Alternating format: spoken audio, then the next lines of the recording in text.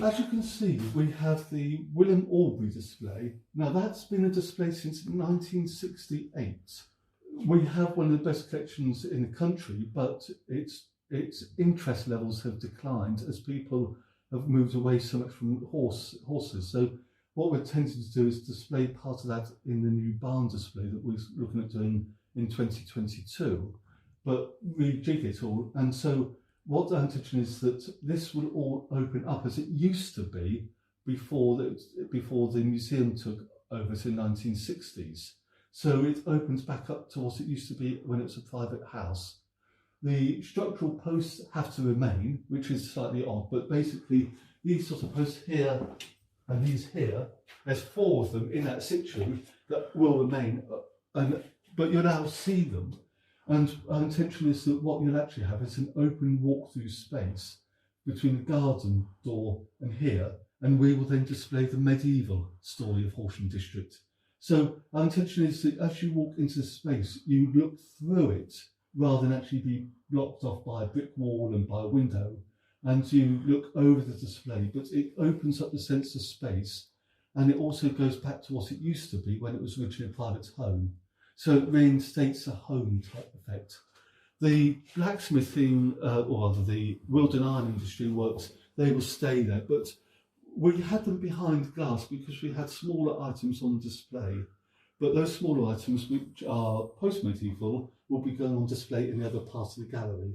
So we'll now leave those exposed, which in some respects is better. People like seeing objects without glass in front of them. They like to actually see them in the flesh rather than actually think it's behind glass. So we then go through into this space here, which was the photographic gallery. The photographic gallery is going to join with the watercolour gallery at the front of the museum as part of the temporary exhibition space.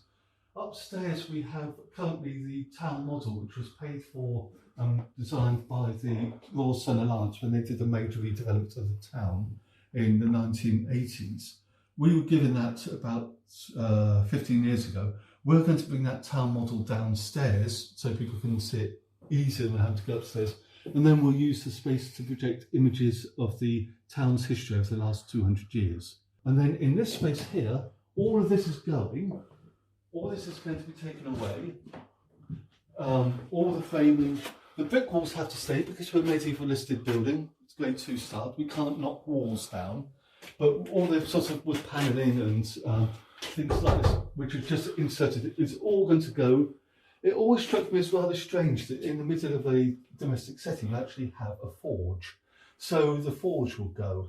And in fact, the history of this area was that in the 1500s, this was the cooking range of the medieval house. And the reason it was put onto the back of the building was that if the fire ever caught light, they could pull the building away without damaging the rest of the building. So all of this is going to be created into one big space, and we're going to tell the story of Horsham District in the 19th and 20th, 18th, 19th and 20th century. So at the moment it looks like a gallery, so like the forge and the wheelwrights, but underneath the windows we intend to have a bench so people can sit and look at the garden under the windows, because that's what people would have done if it was a private home. The back area of the museum, out the back, which is still here, was in fact the drying yard when this was a service area. So we're going to keep some of the items on display, but incorporate some aspects of that as we go into the back area. But this area here, as I say, is going to be telling the story of Horsham District in the 18th and 19th centuries, 20th century.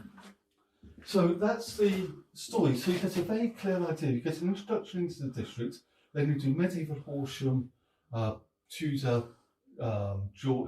Jacobean, Georgian, and then flow into the 19th and 20th centuries of Horsham District to give an overall effect, feel and flavour of the district.